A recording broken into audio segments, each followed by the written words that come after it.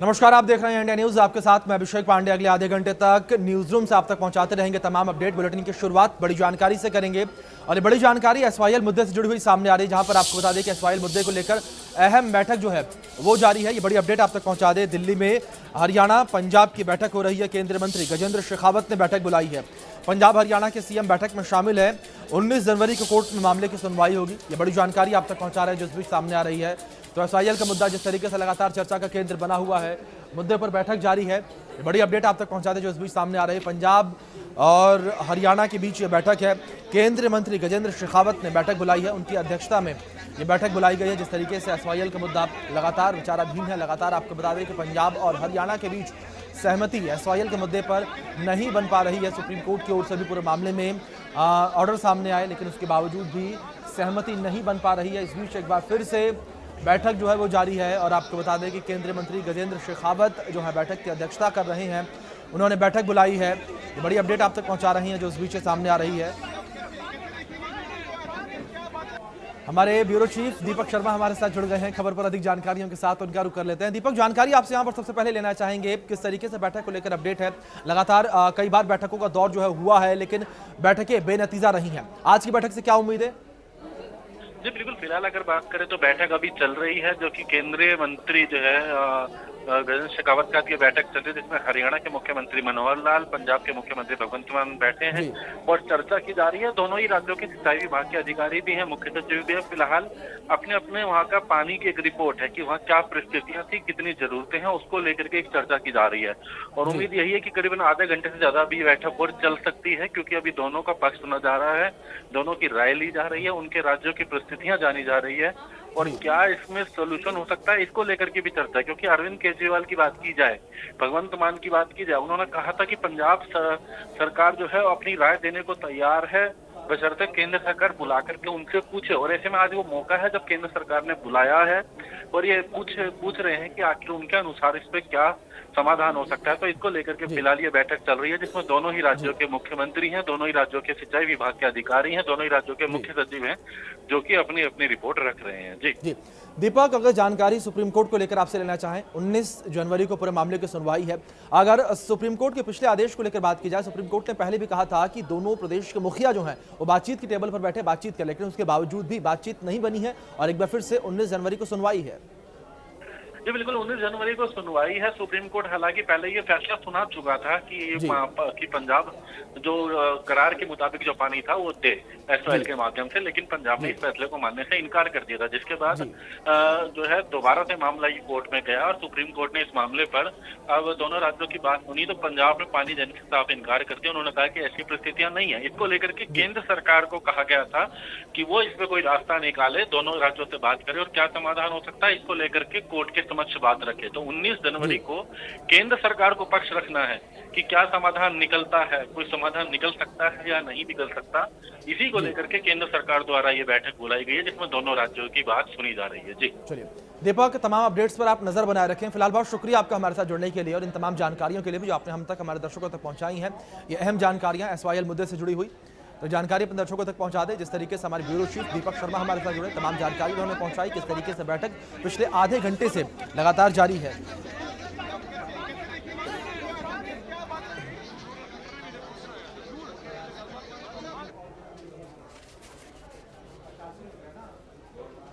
चलिए खबरों में आगे बढ़ते हैं और आप तक जानकारी पहुंचा दें कि प्रदेश के पूर्व मुख्यमंत्री भूपेंद्र सिंह हुड्डा ने एसवाईएल के मुद्दे को लेकर बयान दिया। जिस तरीके से लगातार एसवाईएल का मुद्दा चर्चा का केंद्र बना हुआ है, तो पूर्व मुख्यमंत्री ने भी एसवाईएल के मुद्दे को जोर शोर से उठाया और जिस तरीके से हरियाणा को उसके हक का पानी नहीं मिल पा रहा है, उन्होंने भारतीय जनता पार्टी को इसके लिए जिम्मेदार ठहराया है।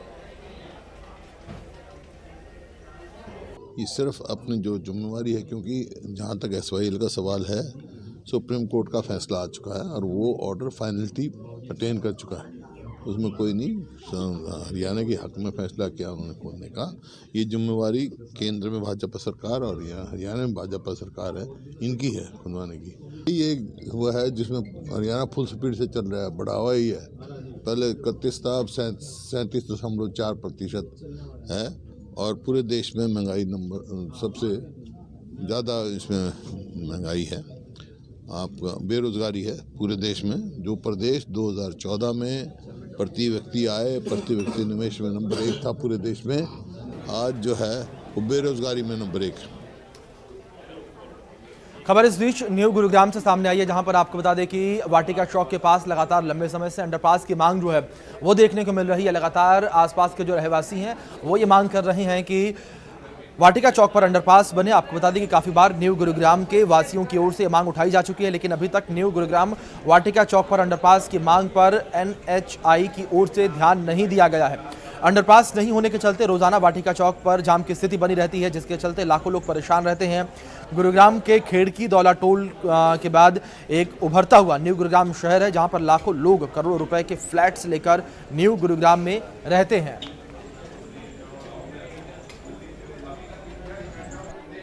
देखिए, अंडरपास अब यहाँ लाखों लोग रहने आ गए हैं और अंडरपास ये बहुत पहले का बना हुआ है। अंडरपास भी गया, फ्लाईओवर के अंदर ये छोटा सा एक अंडरपास है जिससे काम चल नहीं रहा है और अंडरपास की तो यहाँ तुरंत जरूरत है। और प्रॉपर अंडरपास, जैसे हमने पहले भी कई बार कहा है और डिमांड करते रहे कि जैसे मेदांता के वहाँ बना है या रजी चौक पर बना है, इस टाइप का प्रॉपर अंडरपास जब तक नहीं बनेगा तब तक यहाँ जाम की लगातार समस्या बनी रहेगी। तो हम तो गवर्नमेंट से यही आस करते हैं कि जल्द से जल्द यहाँ पर एक प्रॉपर अंडरपास बनाया जाए। यहाँ पर और नौरंगपुर फ्लाईओवर दोनों के नीचे तुरंत अंडरपास का काम शुरू हो जाना चाहिए। देखिए, ये एक जंक्शन है जो आपके दोनों साइड के सोसाइटीज़ को, एरिया को कनेक्ट कर रहा है। और मैं पिछले साल इसकी एक रिक्वेस्ट भी दी थी, DC साहब को मेल भेजी थी, GMDA को हमने कांटेक्ट किया था कि ये दोनों वाटिका फ्लाईओवर और रामपुरा फ्लाईओवर, इनके नीचे से अंडरपास बनाया जाए ताकि दोनों तरफ की कनेक्टिविटी स्मूथ हो जाए और लोगों को परेशानी ना हो। ये एक टेम्परेरी सॉल्यूशन कर देते हैं, जियो कट कर दिया, ये कर दिया, वो परमानेंट समाधान नहीं है। परमानेंट समाधान के लिए दोनों के अंडरपास बनने चाहिए, दोनों के तुरंत होगी तभी समाधान। पूर्व मंत्री अशोक अरोड़ा से जुड़ी ये जानकारी है, जहां पर आपको बता दें कि कांग्रेस नेता और पूर्व मंत्री अशोक अरोड़ा ने संदीप सिंह पर सवालिया निशान खड़े किए हैं। जिस तरीके से खेल मंत्री संदीप सिंह पर महिला कोच ने आरोप लगाए, उसको लेकर आपको बता दें कि अशोक अरोड़ा ने उन पर सवालिया निशान खड़े किए हैं और लगातार आपको बता दें कि विपक्ष निशाना साधता हुआ नजर आ रहा है। अरोड़ा ने कहा है कि मुख्यमंत्री मनोहर लाल संदीप सिंह को बर्खास्त करने की जगह उन्हें क्लीन चिट दे रहे हैं। एक ही मामले में दो SIT गठित करने पर सवाल उठाते हुए अरोड़ा ने कहा है कि जब तक मंत्री की बर्खास्तगी नहीं होती, चंडीगढ़ पुलिस निष्पक्षता से जांच नहीं कर सकती है। और अशोक अरोड़ा ने यह बात आज धर्मनगरी कुरुक्षेत्र में कही है। राहुल गांधी की भारत जोड़ो यात्रा को लेकर कार्यकर्ताओं की बैठक ले रहे थे वो। उन्होंने कहा कि राहुल गांधी की भारत जोड़ो यात्रा का हरियाणा में भव्य स्वागत किया जाएगा। अशोक अरोड़ा ने यात्रा के संबंध में कार्यकर्ताओं को बैठक में जरूरी टिप्स भी दिए।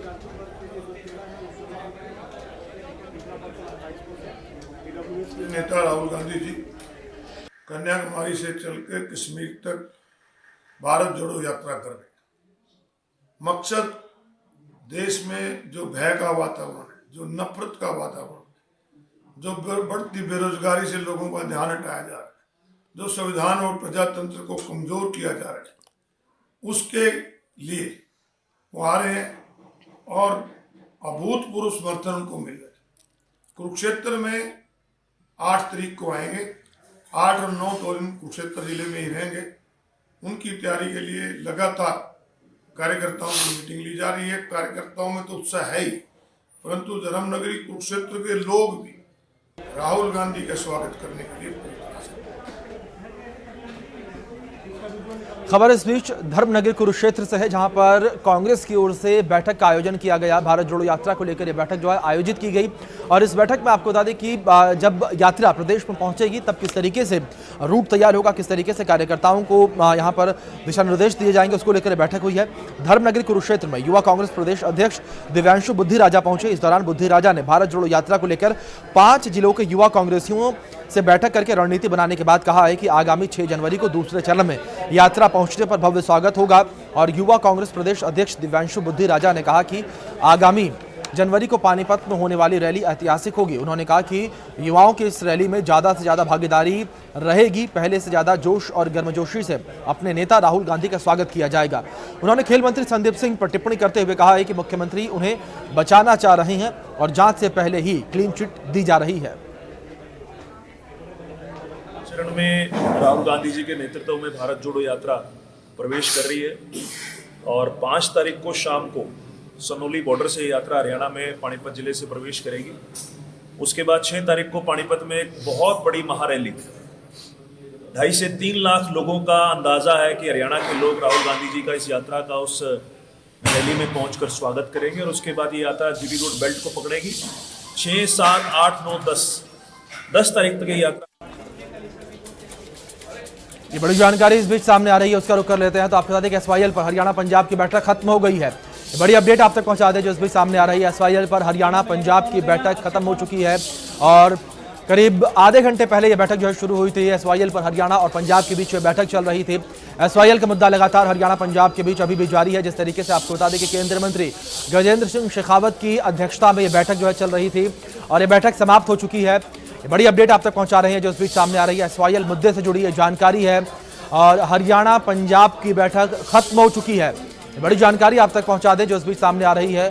केंद्रीय मंत्री गजेंद्र शेखावत की अध्यक्षता में बैठक ये आयोजित की गई थी। ये बैठक चल रही थी हरियाणा और पंजाब के बीच और जिस तरीके से सुप्रीम कोर्ट ने भी आदेश दिए थे, फैसला सुनाया था कि पंजाब हरियाणा के हक का पानी उससे दे, लेकिन उसके बावजूद लगातार मामला अभी भी अटका हुआ नजर आ रहा है। सहमति दोनों प्रदेशों के बीच नहीं बन पा रही है। इस बीच आपको बता दें कि केंद्रीय मंत्री गजेंद्र शेखावत ने बैठक की अध्यक्षता की। ये बैठक बुलाई थी और आपको बता दें बैठक जो है समाप्त हो चुकी है। बैठक से जुड़ी बड़ी जानकारी सामने आ रही है।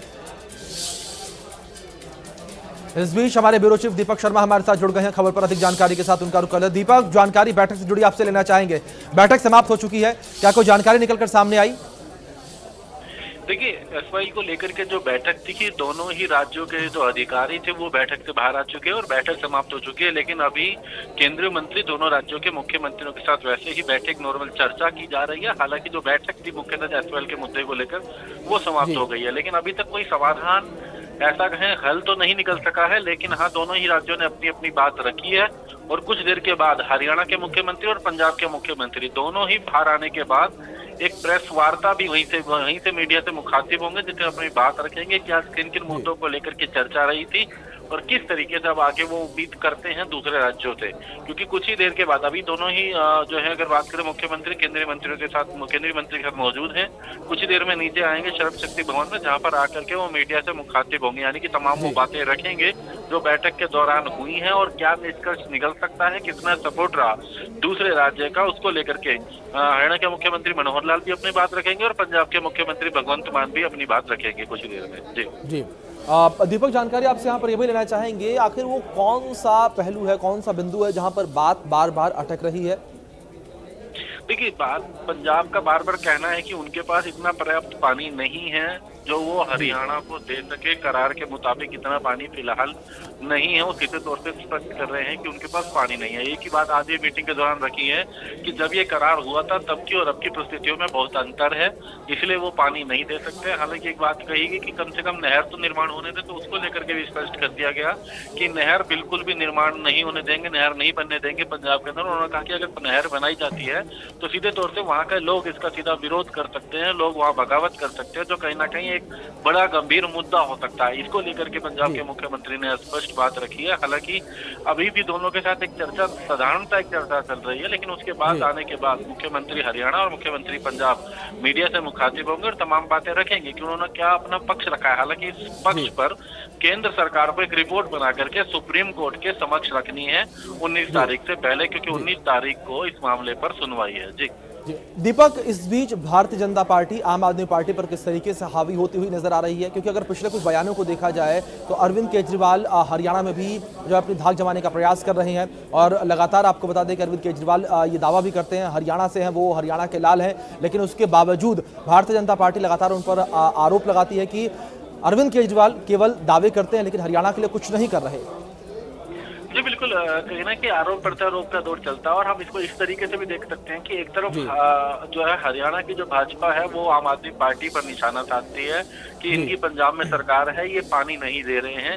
लेकिन वहीं जो पंजाब की भाजपा है वो सीधे तौर से कहती है कि किसी भी सूरत में हरियाणा को पानी नहीं दिया जाएगा एक भी बूंद। इसी तरीके से पंजाब में आम आदमी पार्टी की सरकार है जो कह रही है कि हम पानी नहीं देंगे किसी भी सूरत में हरियाणा को, लेकिन हरियाणा में आम आदमी पार्टी के कार्यकर्ता जिनका कहना है कि वो हर हाल में पानी लेना चाहेंगे आएगी और उनकी सरकार आएगी तो पानी लाएंगे। ये कहना कि केवल राजनीतिक मुद्दा बन करके रह जाता है और ऐसे में यही राजनीतिक मुद्दा है जिसका कोई समाधान नहीं निकल रहा है, जिसको लेकर के अगर बात करें, चाहे कांग्रेस की बात करें, इनेलो की बात करें, आम आदमी पार्टी की बात करें, जेजेपी की बात करें, बिल्कुल या दीपक, पंजाब में जाहिर अकाली तौर की पर बात करें। लगातार आरोप प्रत्यारोप का दौर जारी है और प्रदेश में लगातार एसवाईएल का मुद्दा जो है वो राजनीति का केंद्र बना हुआ है। फिलहाल दीपक, बहुत शुक्रिया आपका हमारे साथ जुड़ने के लिए और इन तमाम जानकारियों के लिए भी। आगे भी आपसे अपडेट्स हम लेते रहेंगे और खबरों में अब आगे बढ़ते हैं। इस बीच फैमिली आईडी कार्ड को लेकर बात कर लेते हैं। आपको बता दें कि फैमिली आईडी कार्ड को लेकर लगातार गलतियां सामने आ रही हैं, जहां एक और लगातार प्रदेश की जनता जो है लाइनों में लगी हुई है। 4-4, 5-5 घंटे अभी भी लोग लाइनों में लगने को मजबूर हैं ताकि जो भी त्रुटियां हैं उनको ठीक करवाया जा सके। इसी विषय पर आधारित हमारे सहयोगी की आप विशेष रिपोर्ट देखें। परिवार पहचान पत्र संशोधन केंद्र पर लगातार भीड़ तीसरे दिन भी दिखाई दे रही है और खासतौर से ज़्यादातर महिलाएं इस लाइन में लगी हुई दिखाई दे रही हैं, क्योंकि दोपहर का वक्त हो चुका है और सुबह 9 बजे से पहले ही यहां ये तमाम लोग पहुंच जाते हैं ताकि अपनी फैमिली आईडी में करेक्शन करवा पाएं। लेकिन काउंटर जो यहाँ बनाए गए हैं, आप साफ तौर से देखिए किस तरह से यहाँ मारा मारी इस करेक्शन को लेकर दिखाई दे रही है। क्या नाम है तुम्हारा गुड़िया? बबीता। बबीता, कितनी देर हो गई आपको? आधा 1.5 घंटा हो गया। 1.5 घंटा हो गया। क्या क्या कराना क्या है आपको? इनकम वेरीफाई करानी है। कितनी इनकम थी? 75 से 1 लाख। अब पहले कितनी थी? पहले भी इतनी थी। तो इसको सही नहीं हुआ था ये? मेरी इनकम कम है, उसके बावजूद मेरा राशन कार्ड काटा गया है। राशन कार्ड कटा है, इनकम कम थी, उसके बावजूद भी आप क्या कराने पहुंचे? फैमिली आईडी सही कराने आए हैं। क्या कमी है आपके? नहीं हो रही फैमिली आईडी। क्या कमी आ रही है? राशन कार्ड नहीं आ रहा, बन के रद्द हो गया है। राशन कार्ड नहीं आ रहा है। आप भी कुछ कराने पहुंचे हैं यहाँ? क्या कराना है? इनकम कम करानी है। कितनी दिखा रखी है? 2.5 लाख दिखा रखी है। स्टूडेंट्स की भी 10-10 हजार इनकम दिखा रखी है। जो स्टूडेंट है वो खर्चा कर रहे हैं या कमा रहे हैं, उनकी भी इनकम ज्यादा दिखा रखी है। आप स्टूडेंट? हाँ, आपकी भी दिखा दी। मेरी भी 10 हजार दिखा रखी है। 2.5 लाख। घर में और कौन कौन कमाने वाले हैं? कोई नहीं है, हम 3 बहन भाई है, तीनों स्टूडेंट है, बस फादर है वो पेंशन पे है और 2.5 लाख इनकम दिखा रखी है। कितना टाइम हो गया आपको यहाँ आए? सुबह से ही आए हुए हैं। सुबह के आए हुए हैं, दोपहर हो चुका है, अभी तक अब नंबर नहीं आया है? नहीं। कोई अधिकारी या कोई मुलाकात किसी ने किया आपसे? नहीं। समझाने की कोशिश की हो? नहीं। माता जी, आपका क्या काम है? मेरा ये काम है, मैंने आधार कार्ड लिंक कराना आईडी ਦੇ ਨਾਲ, ਉਹ नहीं हो रहा। मैंने कई दिन हो गए धक्के खांदी ਨੂੰ, आज भी मैं सवेर दी आके बैठी हूँ। सुबह से यहाँ बैठे हैं। आप किस लिए आए हैं? मेरे को इनकम कम करानी है, बहुत सारा इनकम डाल दिए इसमें। कितनी दिखाई गई?